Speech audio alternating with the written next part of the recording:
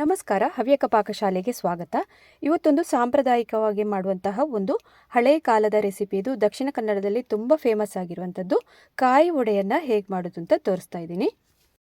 ತುಂಬ ಕಡಿಮೆ ಸಾಮಗ್ರಿಗಳನ್ನು ಬಳಸಿ ಇದನ್ನು ಮಾಡ್ಕೊಳ್ಬೋದು. ತೆಂಗಿನಕಾಯಿ ಮತ್ತು ಅಕ್ಕಿ ಇದ್ದರೆ ಸಾಕಾಗುತ್ತೆ. ಅದೇ ರೀತಿಯಾಗಿ ರುಚಿಯಾಗಿ ಕೂಡ ಇರುತ್ತೆ. ಸಂಜೆ ಟೀ ಟೈಮ್ಗೆಲ್ಲ ಇದನ್ನು ಮಾಡಿಕೊಂಡು ತಿನ್ನಬಹುದು. ಬನ್ನಿ ಹಾಗಾದರೆ ಕಾಯಿ ವಡೆಯನ್ನು ಮಾಡುವ ವಿಧಾನವನ್ನು ನೋಡ್ಕೊಂಡು ಬರೋಣ. ಈ ಕಾಯಿ ವಡೆಯನ್ನು ಮಾಡ್ಕೊಳ್ಳೋದಕ್ಕೆ ಮೊದಲಿಗೆ ಅಕ್ಕಿಯನ್ನು ನೆನೆ ಹಾಕ್ಕೊಳ್ಬೇಕಾಗತ್ತೆ. ಅದಕ್ಕಾಗಿ ನಾನಿಲ್ಲಿ 1.5 ಕಪ್ ಆಗುವಷ್ಟು ಬೆಳ್ತಿಗೆ ಅಕ್ಕಿಯನ್ನು ತಗೊಂಡು ಹಾಕ್ತಾ ಇದ್ದೀನಿ. ಯಾವುದೇ ರೀತಿಯಾದಂತಹ ಬೆಳ್ತಿಗೆ ಅಕ್ಕಿಯನ್ನು ಇದಕ್ಕೆ ಉಪಯೋಗ ಮಾಡ್ಕೊಳ್ಬೋದು. ಮೊದಲಿಗೆ ಇಲ್ಲಿ ಬೆಳ್ತಿಗೆ ಅಕ್ಕಿಯನ್ನು ಚೆನ್ನಾಗಿ ತೊಳೆದಾದ ನಂತರ 3 ಗಂಟೆಗಳ ಕಾಲ ನೆನೆ ಹಾಕ್ಕೊಳ್ಳೋಣ. ಈ ಕಾಯಿ ವಡೆಯನ್ನು ಮಾಡ್ಕೊಳ್ಳೋದಕ್ಕೆ ತೆಂಗಿನಕಾಯಿ ಕೂಡ ತುಂಬ ಇಂಪಾರ್ಟೆಂಟ್ ಆಗಿರುತ್ತೆ. ಅದಕ್ಕಾಗಿ ನಾನಿಲ್ಲಿ ಹಸಿ ತೆಂಗಿನಕಾಯನ್ನು ತಗೊಂಡಿದ್ದೀನಿ. ಈ ತೆಂಗಿನಕಾಯಿದು ನೀರೆಲ್ಲ ಆರಿರಬಾರ್ದು ಅಥವಾ ಕೊಬ್ಬರಿ ಥರ ಆಗಿರಬಾರ್ದು.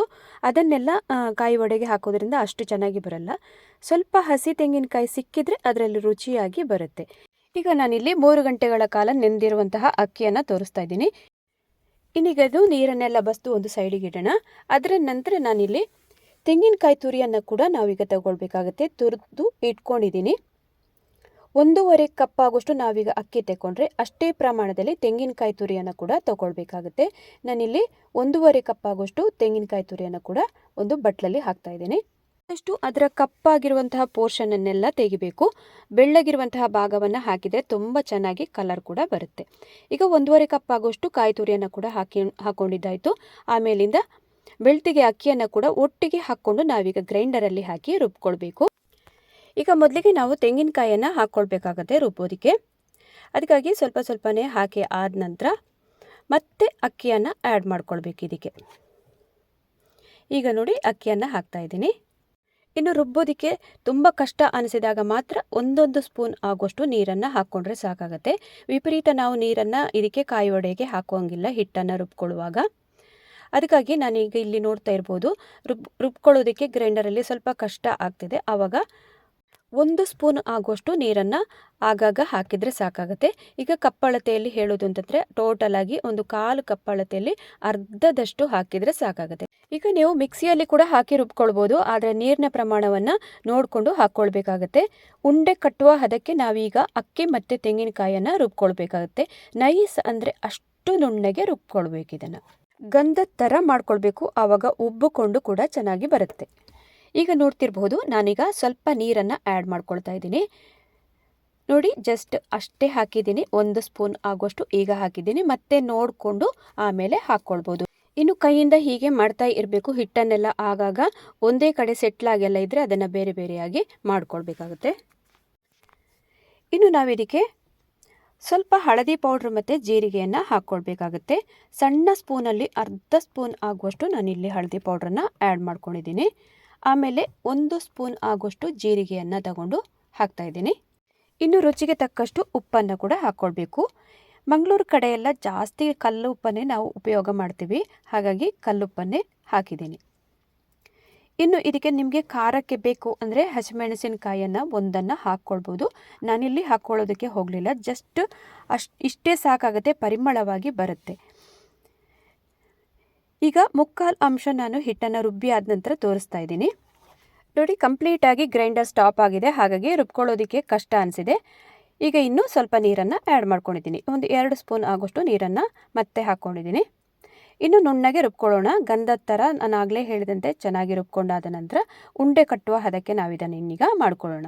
ಈಗಾಗಲೇ ನುಣ್ಣಗಾಗಿದೆ ಆಲ್ಮೋಸ್ಟು. ಈಗ ಹಿಟ್ಟನ್ನು ತೋರಿಸ್ತಾ ಇದ್ದೀನಿ ನೋಡಿ. ಇಷ್ಟಾದರೆ ಸಾಕಾಗತ್ತೆ. ಅಕ್ಕಿ ಎಲ್ಲ ನಮಗೆ ಫೈನ್ ಆಯಿತು ಅಂದಾಗ ನಾವು ಇದನ್ನು ಗ್ರೈಂಡರನ್ನು ಆಫ್ ಮಾಡ್ಕೊಳ್ಳೋಣ. ಇನ್ನು ತೆಗೆದು ಒಂದು ತಟ್ಟೆಗೆ ಹಾಕ್ಕೊಂಡು ಇದನ್ನು ಸಣ್ಣ ಸಣ್ಣ ಬಾಲ್ಗಳನ್ನಾಗಿ ಮಾಡ್ಕೊಳ್ಬೇಕು. ನೋಡ್ತಿರ್ಬೋದು ನೀವೀಗ ನೋಡಿ ಕೈಯಲ್ಲಿ ನಾನು ಉಂಡೆ ಮಾಡ್ತಾ ಇದ್ದೀನಲ್ಲ, ಅಷ್ಟಾದರೆ ಸಾಕಾಗತ್ತೆ. ಇನ್ನು ಇದಕ್ಕೆ ಹಿಟ್ಟಿಗೆ ಬೇರೆ ಏನನ್ನೂ ಹಾಕುವಂಥದ್ದಿಲ್ಲ. ಜಸ್ಟ್ ಇಷ್ಟೇ. ಇನ್ನು ಬಾಳೆ ಎಲೆಯಲ್ಲಿ ನಾವು ಇದನ್ನು ತಟ್ಟಿ ಎಣ್ಣೆಯಲ್ಲಿ ಕರೆದ್ರಾಯಿತು. ಈಗ ನಾನಿದನ್ನು ಹಿಟ್ಟನ್ನು ತೆಕ್ಕೊಳ್ತಾ ಇದ್ದೀನಿ ಒಂದು ತಟ್ಟೆಗೆ. ನೀವು ನಿಮ್ಮ ಮನೆಯಲ್ಲಿ ರುಬ್ಬೋ ಕಲ್ಲು ಇದೆ ಅಂತಂದರೆ ಅದರಲ್ಲಿ ತುಂಬ ಸುಲಭವಾಗಿ ರುಬ್ಕೊಳ್ಬೋದು. ರುಚಿಯಾಗಿ ಕೂಡ ಬರುತ್ತೆ. ಅದೇ ರೀತಿಯಾಗಿ ಕಾಯಿ ವಡೆ ಉಬ್ಬಿಕೊಂಡು ಕೂಡ ಬರುತ್ತೆ. ಈಗ ಇಲ್ಲಿ ನೋಡ್ತಿರ್ಬೋದು ನಾನು ಹಿಟ್ಟನ್ನೆಲ್ಲ ತೆಗೆದು ತಟ್ಟೆಗೆ ಹಾಕ್ಕೊಂಡಿದ್ದಾಯಿತು. ಹಿಟ್ಟಿನ ಕನ್ಸಿಸ್ಟೆನ್ಸಿ ನೋಡ್ತಾ ಇರ್ಬೋದು ನೀವು. ಕೈಯಲ್ಲಿ ಮುಟ್ಟಿದಾಗ ಯಾವ ಥರ ಚಪಾತಿ ಹಿಟ್ಟೆಲ್ಲ ಇದೆಯಲ್ಲ ಆ ಹದಕ್ಕೆ ನಾವೀಗ ಇದನ್ನು ರೆಡಿ ಮಾಡ್ಕೊಂಡಿದ್ದೀವಿ. ಇನ್ನು ನಾವು ಪೂರಿಯನ್ನೆಲ್ಲ ಯಾವ ಥರ ಉಂಡೆಗಳನ್ನಾಗಿ ಮಾಡಿ ಇಟ್ಕೊಂಡು ಲಟ್ಟಿಸ್ತೀವಲ್ಲ ಅದೇ ಥರನೇ ಇದನ್ನು ಕೂಡ ಬಾಲ್ಗಳನ್ನಾಗಿ ಮಾಡ್ಕೊಳ್ಬೇಕು. ಬಟ್ ಇಲ್ಲಿ ನಾವು ಬಾಳೆ ಎಲೆ ಮೇಲೆ ತಟ್ಟುವಂಥದ್ದು. ನೋಡಿ, ಈ ಹದಕ್ಕೆ ನಾನು ಇಷ್ಟಿಷ್ಟು ದೊಡ್ಡ ಉಂಡೆಗಳನ್ನಾಗಿ ಮಾಡ್ತಾ ಇದ್ದೀನಿ. ಇನ್ನು ಕೈಗೆ ನಮಗೆ ಬೇಕಂತಂದರೆ ಎಣ್ಣೆ ಅಥವಾ ತುಪ್ಪವನ್ನು ಸವರ್ಕೊಳ್ಬೋದು.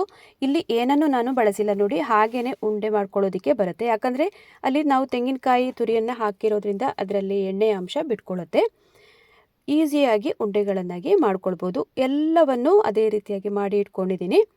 ಪ್ರತಿಯೊಂದು ಉಂಡೆ ಕೂಡ ಒಂದೇ ಸೈಜಿನಲ್ಲಿ ಬರುವಂತೆ ಆದಷ್ಟು ನೋಡ್ಕೊಳ್ಬೇಕು. ಆವಾಗ ನೋಡೋದಕ್ಕೂ ತುಂಬ ಚೆನ್ನಾಗಿ ಕಾಣುತ್ತೆ.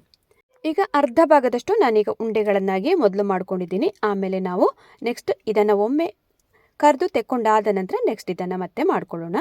ಇಲ್ಲಿ ಬಾಳೆ ಎಲೆಯನ್ನು ತೋರಿಸ್ತಾ ಇದ್ದೀನಿ. ಇದರ ಮೇಲೆ ಈಗ ಎಣ್ಣೆಯನ್ನು ಸವರ್ಕೊಳ್ಬೇಕು. 2 ಬಾಳೆ ಎಲೆಯಲ್ಲಿ ಬೇಕಾಗುತ್ತೆ.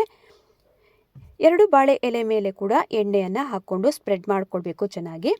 ಬಾಳೆ ಎಲೆ ಇಲ್ಲ ಅಂತ ಅನ್ನೋರು ಪ್ಲಾಸ್ಟಿಕ್ ಶೀಟನ್ನು ಕೂಡ ತಗೊಂಡು ಮಾಡ್ಕೊಳ್ಬೋದು. ಒಬ್ಬಟ್ಟೆಲ್ಲ ಮಾಡ್ತೀವಲ್ಲ ಅದೇ ಥರನೇ ಇದನ್ನು ಕೂಡ ಮಾಡ್ಕೊಳ್ಳೋದು. ಹಾಗಾಗಿ ಪ್ಲಾಸ್ಟಿಕ್ ಶೀಟನ್ನು ಕೂಡ ಬಳಸ್ಬೋದು. ಈಗ 2 ಬಾಳೆ ಎಲೆಗೆ ಕೂಡ ನಾನು ಸರಿಯಾಗಿ ಎಣ್ಣೆಯನ್ನು ಸ್ಪ್ರೆಡ್ ಮಾಡಿದ್ದಾಯಿತು. ಇನ್ನು ಮಾಡಿ ಇಟ್ಟಂತಹ 2 ಉಂಡೆಯನ್ನು ನಾನು ಒಮ್ಮೆಲೆ ಇಲ್ಲೀಗ ವಡೆಗಳನ್ನಾಗಿ ಮಾಡ್ತಾ ಇದ್ದೀನಿ.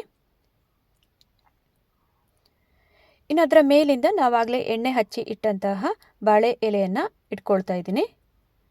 ಇನ್ನು ಕೈಯಿಂದ ವಡೆಗಳನ್ನಾಗಿ ತಟ್ಕೊಳ್ಬಾರ್ದು. ಅದರ ಮೇಲಿಂದ ಈ ಥರದ ಮಣೆಯನ್ನು ಇಟ್ಕೊಂಡು ಲೈಟಾಗಿ ಪ್ರೆಸ್ ಮಾಡ್ತಾ ಬರಬೇಕು.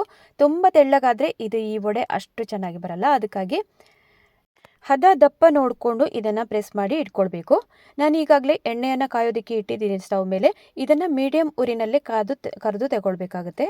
ಪ್ರತಿಯೊಂದು ವಡೆಗಳ ಸೈಜ್ ಕೂಡ ನೋಡ್ಬೋದು. ಇಷ್ಟು ದಪ್ಪಕ್ಕೆ ನಾವಿದನ್ನು ಒತ್ತಿ ಇಟ್ಕೊಳ್ಬೇಕು. ನೋಡಿ, ಇಷ್ಟಾದರೆ ಸಾಕು.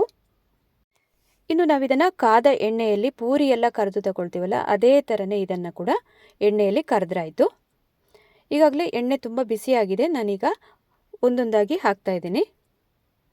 ಸೌಟಿನ ಸಹಾಯದಿಂದ ಕಾದ ಎಣ್ಣೆಯನ್ನು ಹೀಗೆ ಮೇಲೆ ಹಾಕ್ತಾ ಬರಬೇಕು. ಆವಾಗ ಪ್ರತಿಯೊಂದು ವಡೆಗಳು ಕೂಡ ಅಷ್ಟು ಚೆನ್ನಾಗಿ ಉಬ್ಬಿಕೊಂಡು ಬರುತ್ತೆ. ಇದನ್ನು ಡೀಪ್ ಫ್ರೈ ಮಾಡೋದಕ್ಕಿಲ್ಲ. ಜಸ್ಟ್ ಒಂದು ಸೈಡ್ ಸರಿಯಾಗಿ ಬೆಂದ ನಂತರ ಇನ್ನೊಂದು ಸೈಡ್ ಕೂಡ ಮೀಡಿಯಂ ಉರಿನಲ್ಲಿ ಇಟ್ಕೊಂಡು ಇದು ಬೆಂದರೆ ಆಯಿತು. ನೀವು ಇದನ್ನು ತಕ್ಷಣಕ್ಕೆ ಹೀಗೆ ಮಾಡ್ತೀರಿ ಅಂತಾದರೆ ಮೀಡಿಯಂ ಉರಿನಲ್ಲಿ ಇಟ್ಕೊಂಡು 2 ಸೈಡ್ ಕೂಡ ಬೇಯಿಸ್ಕೊಂಡು ಇಟ್ಕೊಳ್ಬೋದು.